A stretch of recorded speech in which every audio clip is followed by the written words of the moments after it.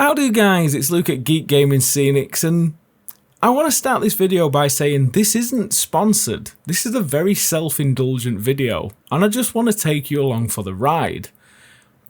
I signed up to Loot Studios about 3 months ago. They have sponsored me in the past, but I really like what they do, and I'm paying for it. I like what they do. It's as honest as I can be. Now, this model is possibly the biggest model I've actually printed, and it's probably the biggest model I've actually painted. I mean, I've painted knights from Games Workshop, I've painted big pieces of terrain, but nothing quite this big. It's an absolute monster. And I was surprised how easy it was to print out. It took around 30 hours, and I had to buy some serious amounts of methylated spirits to clean the damn thing. And when it came to curing it, it took some sort of fiddling about and getting it in the curing machine to get it all cured. But at the end of it, I was very happy. And to top it off, it was the first time in 12 months I've had somebody over and to actually enjoy the hobby with.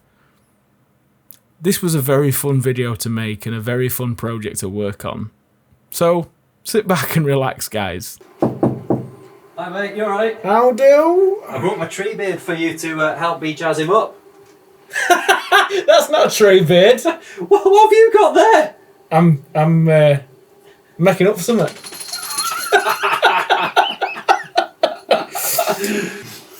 Howdy guys, it's Luke at Geekgaming Scenics, and look who's joined us today. I got it out this time. You did? It's Ben from Benji's Hobbies. Hello! If you've not realised by the start of this video, we've decided to do a bit of a tree beard collab, but trying to make them look a bit more tree-like than plastic leaves and that twig. I think you're overcompensating with that one. I might be, but I think I'm already winning and I'm not even started. It does look better. It's bigger. That means it's better. Bigger's better. We'll see. But anyway guys, let's get the cameras down and let's get rolling. See you in a bit. So as you can see, there's a considerable size difference. Mine is 75mm scale, whereas Ben's is 28mm. I think his is about 140mm, whereas mine's close to 300mm, especially when we modify it later. Now for painting, I didn't go mental.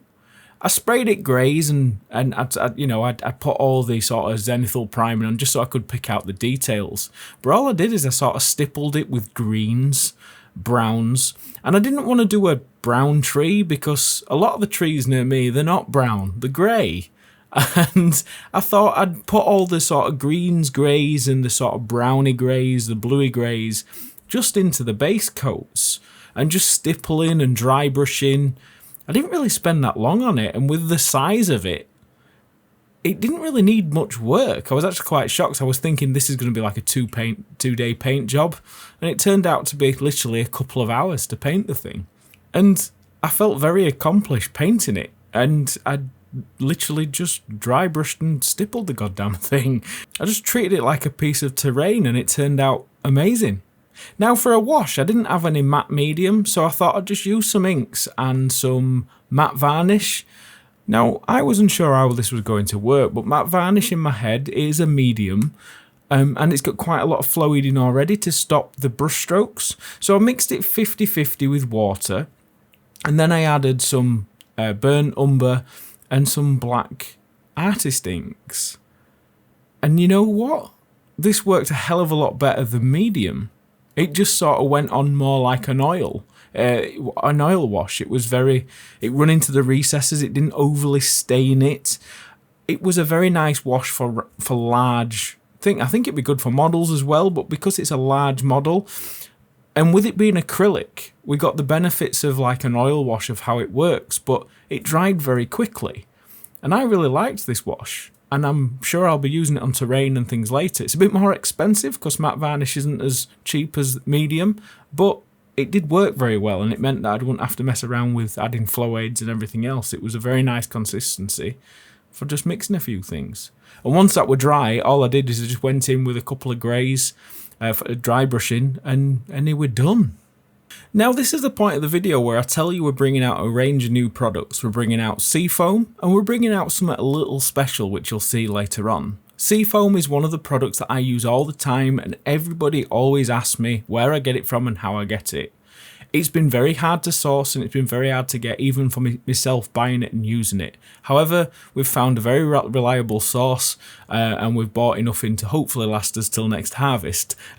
So if you're wanting to buy any Seafoam, we now stock it. It's now all live on the website and it should be available all year round, hopefully, as long as COVID hasn't messed with it. But for flocking, all I do is I spray it like black or dark brown, and then I use a matte varnish and I sprinkle on some foam and I sprinkle on some leaf mixed together around 50-50-ish. As you can see, I'm very messy. I'm just throwing it on. I don't really care. I'm dipping it in it. And the idea with this is not to overdo it. I don't like using coarse foam on Seafoam because the substructure of Seafoam is pretty full anyway. And when you're just sprinkling on like a fine foam with some leaf material, it's just enough and it keeps the airiness of the foliage, and it's the best looking foliage you can get. I use this for trees, bushes, underbrush. I use it for almost everything, guys. And if you've not used Seafoam, give it a try. It's beautiful stuff.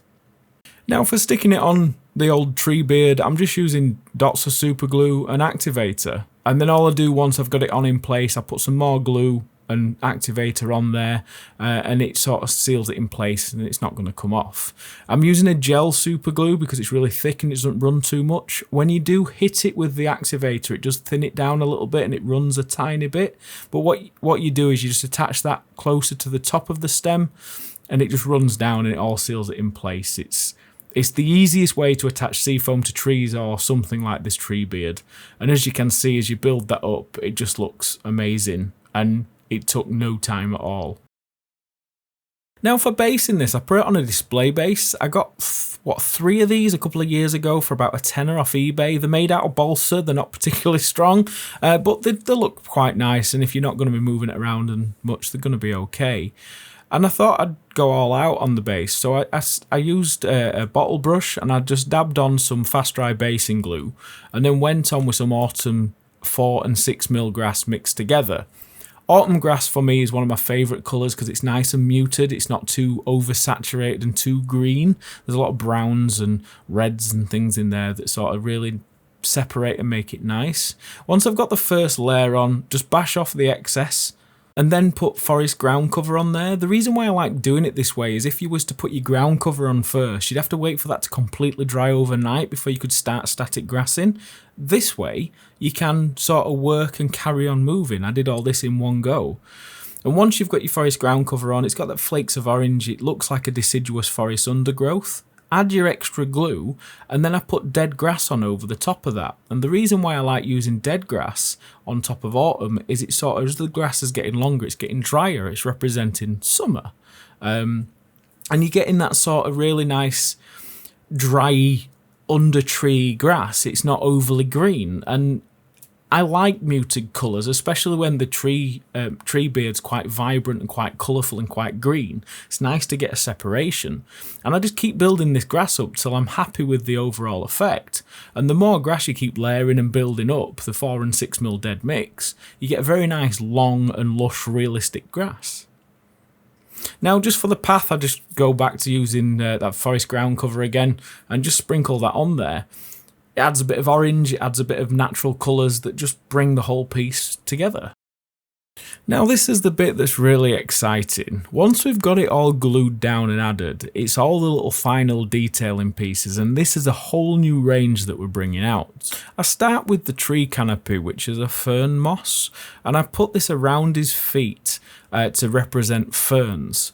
Now, you can paint this, however, I find that the colour of this moss does stay rather green for a rather long time. If this is something that you really care about the colour of it, I would paint it. However, it is treated, it is preserved, and this piece of moss that I've got is rather old to start with. It's just something that I've had in my drawer for a while since we brought it out over a year ago.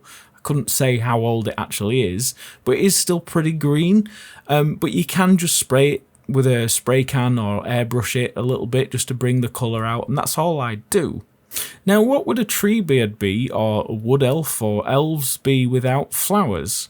This is a full preserved and treated realistic flowers. The real flowers that have been preserved and they will last an awfully long time. I've been trying and testing these over the last 12 months and I've been very happy with them. These flowers are over a year old and they do look no different from the day that they came in. So I've got no qualms in using them. Now, you could, again, airbrush the tips, you could do whatever you want with them. But I think they add an awful lot to your bases. Now, in the box, you get small flower heads, you get big flower heads, you do get a mix. So if you're making miniatures and you want to replace flower tufts with just some tiny flower heads, you can do it. And all I do for attaching them is super glue them down. And I prefer these. You just add nice specks of colour. They're a lot more realistic looking because they are real. You don't have to paint them, you don't have to do anything with them. You just take them out of the box and super glue them down. And when you're finished, it just looks so much better than anything that I've actually done before, and I've not really done much. And that's the whole point of the Geekgaming Scenics range. It's to simplify things and just make things quick and easy straight out the box. These flowers are great, and they're going to work great along with the rest of the range. So if you want to check them out, check all the links below, guys. But as I said, this video is very self-indulgent. We are launching a few new natural products, but I've been very happy with it. I'm very excited to do this, and this model was one of them models. As soon as I saw it, I thought, I need to paint that model. And I've had a great time. What do you think? Put in the comments below.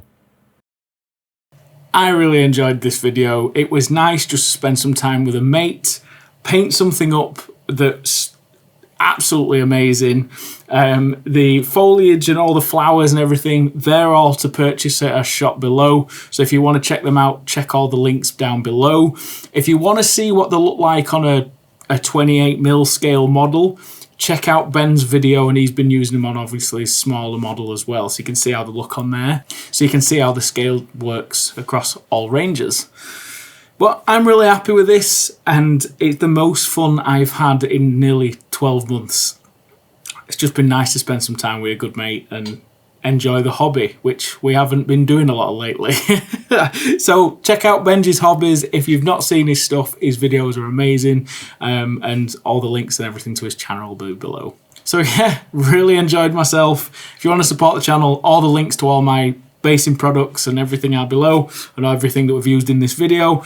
And yeah, thanks for watching, guys, and I'll see you for the next one. Love, love, love. Oh, I've dropped all my brushes. How do you guys? Oh, I need to look at lens. We've got some bloopers at least. Where's my brushes? No, it's not in shot, is it?